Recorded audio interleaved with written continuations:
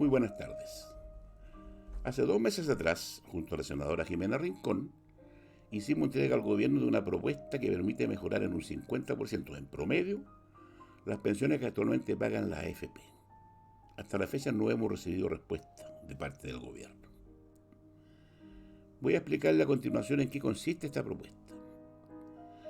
Hay que comenzar por saber que cuando una persona desea pensionarse, recibe de parte de las AFP una propuesta de pensión futura. Veamos el caso de una persona de 69 años, soltero y sin hijos, que inició sus trámites para pensionarse en marzo de 2020. Esta fue la mejor oferta que recibió de parte de la AFP. Como ustedes pueden ver, la propuesta consiste en una pensión que comienza en 48 UF y 20 años después está en 18,3 UF. Es decir, un tercio de la pensión inicial. Esto es una clara aberración, porque la pensión debe ser más o menos constante. Porque a medida que la persona va envejeciendo, sus necesidades médicas de ayuda van aumentando, por lo tanto aumentan los costos. Ahora, ¿por qué se produce esta situación? Es lo que tenemos que analizar. Uno podría pensar que la causa de esto está en que a medida que se van pagando las pensiones van disminuyendo el ahorro de la persona. Es por eso que nosotros decidimos analizar cómo evoluciona el saldo de ahorro para este mismo caso. En este gráfico se muestra cómo evoluciona el porcentaje del capital inicial a medida que la persona va envejeciendo. A los 74 años todavía tiene un 83% de su ahorro inicial que no ha sido utilizado para pagarle su pensión. Cuando llega a los 89 años, va a tener todavía un 45% de sus ahorros iniciales sin haber sido utilizado para pagar su pensión. Ocurre que esta persona, que tiene 69 años, tiene una esperanza de vida hasta los 87 años.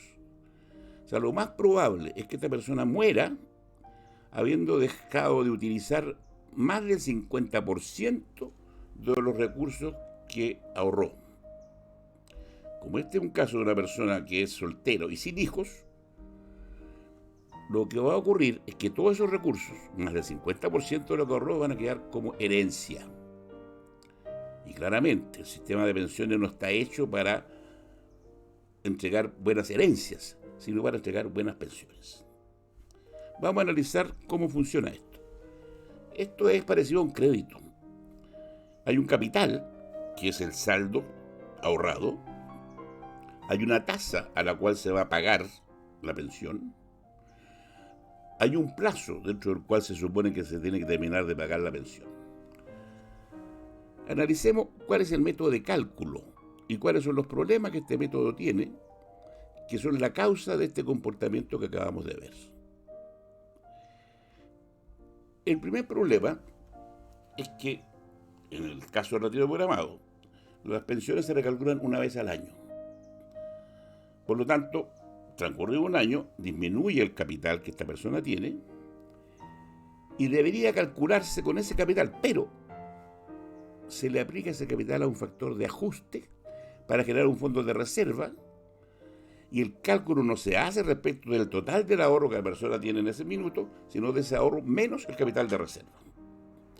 Es decir, es como si a usted le fueran disminuyendo todos los meses el capital.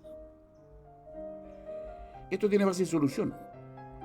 Simplemente hay que eliminar el factor de ajuste de la ley, de manera que el recálculo de la pensión se haga utilizando el total de los ahorros disponibles en ese momento. El segundo problema que hay es que el plazo hasta el cual se está calculando es un plazo que va aumentando en el tiempo debido al uso de las tablas de mortalidad. Veamos esto en un gráfico. En este gráfico hemos dibujado el plazo al cual se está efectuando el recálculo cada vez que la persona cumple un año más. A los 65 años se calcula la pensión como si fuera a vivir hasta los 86 años. Pero las tablas de mortalidad van evolucionando, de manera que cuando tenga 86 años, su esperanza de vida va a aumentar y se va a calcular cada vez más lejos. Así, por ejemplo, cuando llegue a los 90 años, no se va a estar calculando hasta los 85, porque eso ya quedó atrás, se va a calcular hasta los 95 años. Entonces, lo que ocurre es que a medida que se va recalculando las pensiones, el horizonte hasta el cual se está calculando va creciendo y aumentando. Ahora, esto es exactamente lo que ocurre si uno que tiene un crédito hipotecario va al banco y le dice, quiero pagar cuotas más bajas. Entonces, ¿qué hace? Le extienden el plazo. Entonces, la principal causa de que las pensiones vayan decayendo del modo que están en la lámina que les mostré al principio es el uso de las tablas de mortalidad. Entonces, frente a este problema, lo que le proponemos es no utilizar las tablas de mortalidad, sino calcular las pensiones a un plazo fijo, que sea igual a la esperanza de vida del pensionado al momento de pensionarse. Si usted tiene 65 años, va a ser hasta los 81. Si usted tuviera 90 años, sería hasta los 95. Ahora bien, esto trae un problema aparejado. Si se calcula a plazo fijo, significa que alcanzado ese plazo, sus ahorros se habrán terminado. Y de ahí en adelante no va a quedarle pensión. Cierto que ha tenido una mejor pensión, pero de ahí en adelante no va a haber más pensión. Entonces es necesario que en ese momento aparezca la mano del Estado para ayudar a las personas que sobrepasen su esperanza de vida, que dicho sea de paso, son muy pocas en Chile. Obviamente este aporte del Estado o financiamiento de sobrevida del pensionado tiene que tener un tope máximo que hay que dejar fijado en la ley. El siguiente problema que uno observa al mirar el método de cálculo es que la tasa de interés a la cual se está calculando la pensión es una tasa de interés técnico de retiro programado establecida por la Superintendencia de Pensiones. Veamos qué es la tasa de interés técnico de retiro programado. Dice la Superintendencia: el objetivo fundamental de la tasa de interés técnico de retiro programado es reflejar las expectativas de retorno futuro de los fondos de pensiones. Eso está muy bien, porque recuerden que nosotros estamos recalculando a un año plazo. Entonces, todo lo que yo tengo que saber, si la rentabilidad hoy es de un 4,8%, por ejemplo, ¿cuál es la rentabilidad esperada durante el próximo año? Nada más. De manera que ese es un concepto adecuado, expectativa de retorno futuro de los fondos de pensiones. Sin embargo, agrega la Superintendencia, adicionalmente, es necesario que la tasa de interés técnico de retiro programado mantenga cierta alineación con la tasa de venta de las rentas vitalicias, de manera de no distorsionar artificialmente la elección de la modalidad de pensión de los afiliados. Y aquí, la verdad es que se están saltando olímpicamente la ley, porque ninguna parte de la ley dice que la tasa se tenga que establecer de manera que las rentas vitalicias puedan competir con el retiro programado. Dicho en otras palabras, que las compañías de seguro puedan competir con la AFP. Eso no está en la ley. Lo que debiera ser es lo que dice en la primera frase. El efecto de utilizar una competitividad entre las rentas vitalicias y la AFP es que las tasas que establece la Superintendencia de Pensiones, en este caso en verde, son mucho más bajas que la rentabilidad de los fondos de pensiones. Es decir, permanentemente se está subestimando la rentabilidad de los fondos para los efectos del cálculo de la pensión. Y eso significa que sus pensiones son más bajas que las que debieran ser. Por ejemplo, en el caso que le acabo de mostrar, esta es las pensiones que recibiría a través de una AFP. Y si lo hizo con una compañía de seguro, la oferta que recibió, porque es un caso real, fue 45,4 UF constante. Obviamente todas las personas debieran elegir la renta vitalicia, pero en primer lugar, no todo el mundo puede tener acceso a la renta vitalicia, hay que tener un saldo de ahorro mínimo. Y en segundo lugar, esto está artificialmente abajo. El retiro programado, la curva verde, debe estar mucho más arriba, si es que se hubiera utilizado todos los recursos que el pensionado tenía para mejorar las pensiones. De modo que aquí lo que hay, o ha habido permanentemente por parte de los superintendentes, es un favorecer a las compañías de seguro en desmedro de las pensiones de retiro programado. Bien, ¿qué hacemos entonces? Hacemos lo que es lógico, que vamos a estimar la tasa a un año plazo, como la tendencia de la rentabilidad de los fondos de pensiones. Eso es lo lógico. Si la rentabilidad está en un 4,7% en los últimos 10 años, pero en promedio, lo más probable es que en el próximo año se mantenga en un 4,7%. Ahora, como eso no va a ocurrir necesariamente, sino que va a haber alguna variación, y nosotros no queremos que las pensiones caigan ni suban demasiado, la idea que fueran constantes, le vamos a agregar a esto una banda de pensiones que impidan que las pensiones suban más allá de un 3%, e impidan también que bajen más de un 3%. Y eso me asegura que las pensiones van a mantenerse relativamente estables. Resuelto ese problema. El siguiente problema es un poquito más complicado de entender porque las personas que tienen familia, esposa, hijos, deben ahorrar durante su vejez no solo para financiar las pensiones, sino también las pensiones futuras de su familia cuando él muera. Y eso se llama la pensión de sobrevivencia, o sea, la pensión que van a recibir después que fallezca el pensionado, su familia. ¿De dónde sale esa plata o esos recursos que sirven a financiar las pensiones, por ejemplo, a la viuda? Salen de disminuir la pensión. Y esto es un absurdo, porque una persona que tiene familia va a recibir una pensión más baja que una que no tenga familia. Es completamente absurdo que un pensionado tenga que reducir su propia pensión para financiar las pensiones de su familia. Lo lógico es que esta persona, al morir, si tiene un saldo de ahorro, ese saldo le sea entregado a la familia bajo la forma de una herencia. Porque si uno lo mira bien, la persona recibió una pensión más baja, se acumularon recursos que pasan a ser, de acuerdo a la ley, herencia. Todo aquello que deja una persona al fallecer es una herencia. Esta herencia, sin embargo, es muy particular porque no se le entrega a los beneficiarios, sino que se les va a pagar en cuotas, y en cuotas que son muy bajas. Fíjense, por ejemplo, si el pensionado tiene como único beneficiario a su viuda y no tiene hijos de edad, o son muy mayores los hijos, la pensión de la viuda va a ser solamente un 60% de la pensión que tenía el marido. Y va a seguir cayendo porque se sigue calculando con el mismo mecanismo que hace caer las pensiones. Entonces, lo que nosotros proponemos para resolver este problema es simplemente que al fallecimiento del pensionado, todos los ahorros que él tenga sean entregados como herencia. Simplemente. Veamos qué habría ocurrido si en octubre de 2019 hubiera estado vigente esta propuesta que le estoy haciendo ahora. Este es un caso real. Es un hombre de 65 años, casado y sin hijo. Y estas son las pensiones que está obteniendo actualmente. Acuérdense que esto partió en octubre de 2019.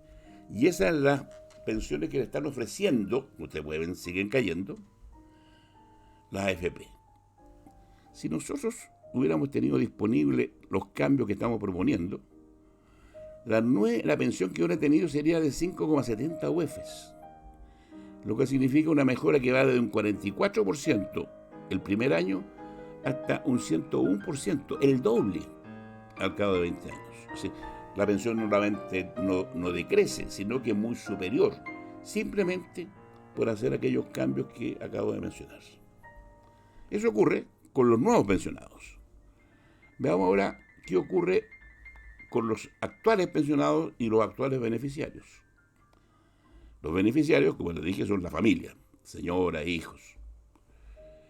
Lo que nosotros proponemos es que los actuales beneficiarios puedan elegir entre continuar con el actual sistema en que le están pagando esta herencia en cuotas o recibir de inmediato todo el saldo que quede en la cuenta de ahorro de la persona. Ahora tengo que ser muy honesto.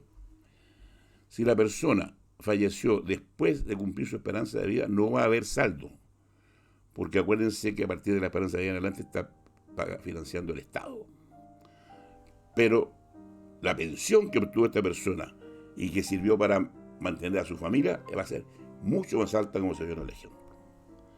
¿Qué pasa ahora con los actuales pensionados?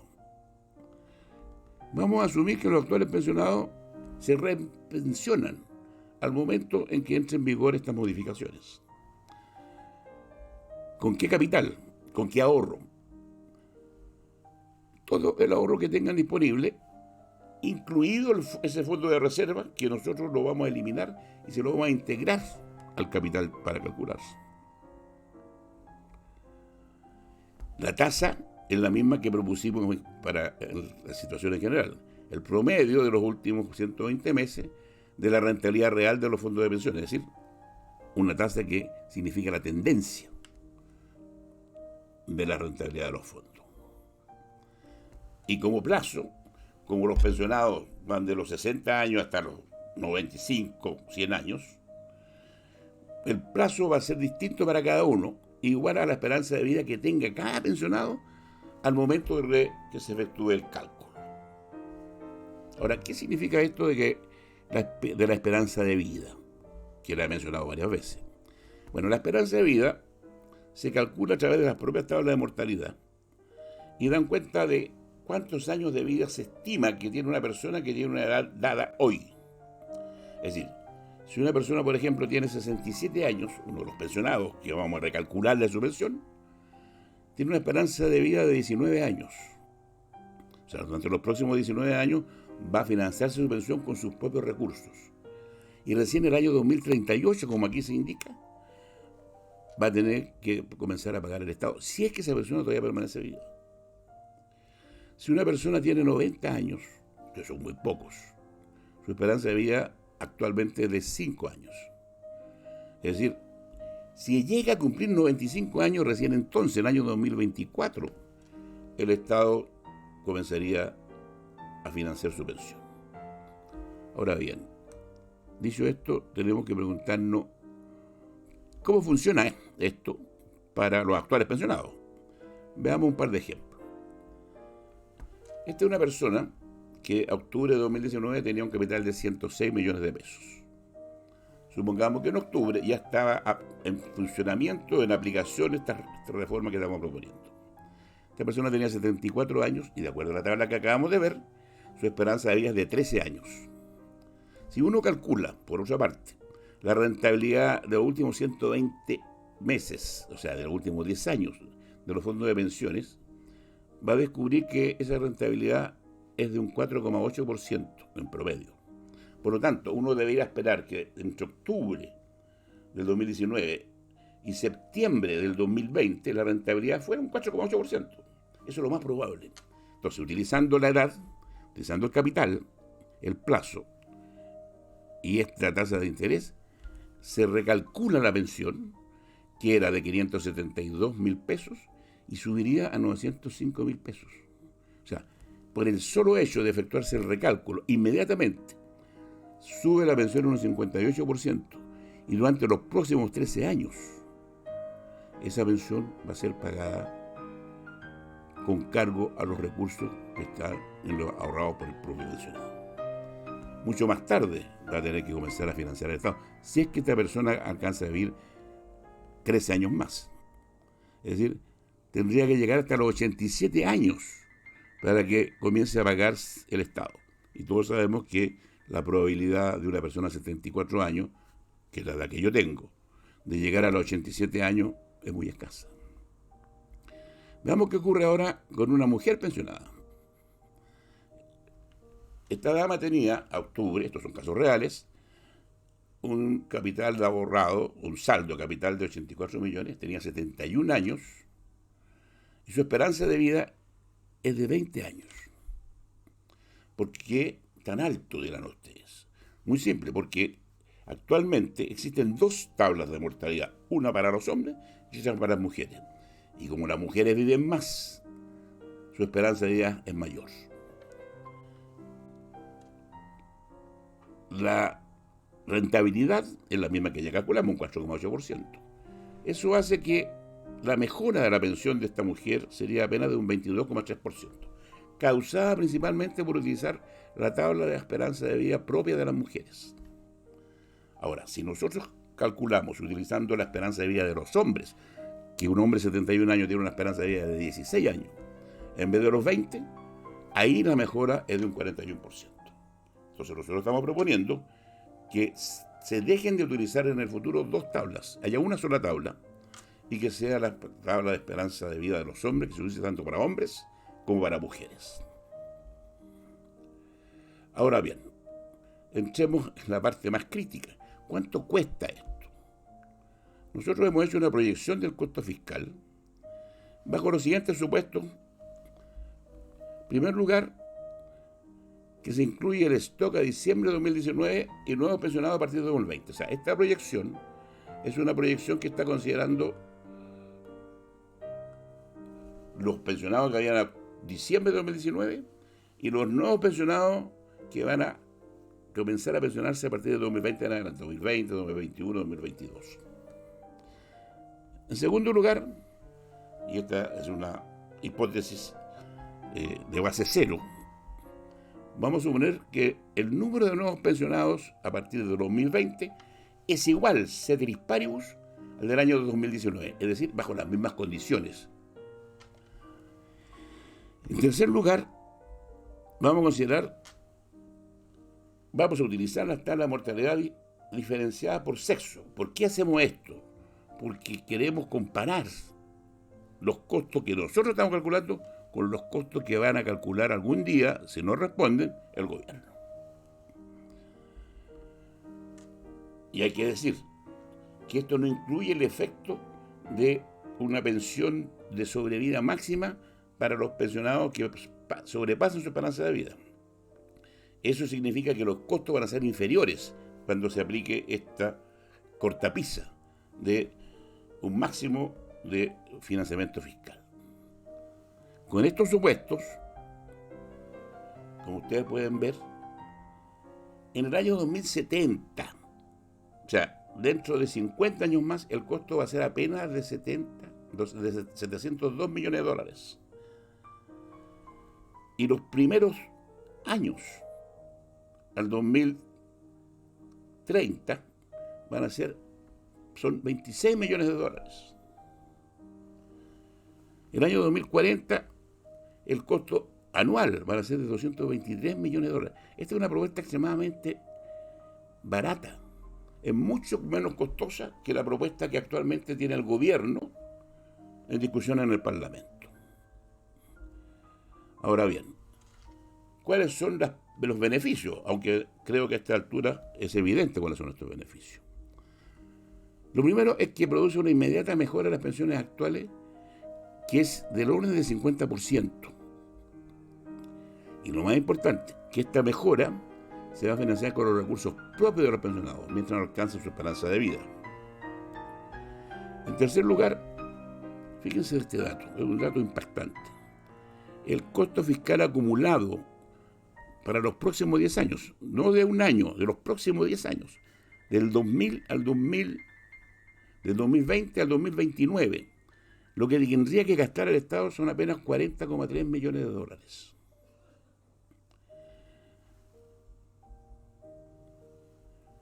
Otro beneficio es el pago también inmediato para aquellas personas que lo deseen de la herencia de todos los beneficiarios, que en estos momentos de dificultades vendría muy bien.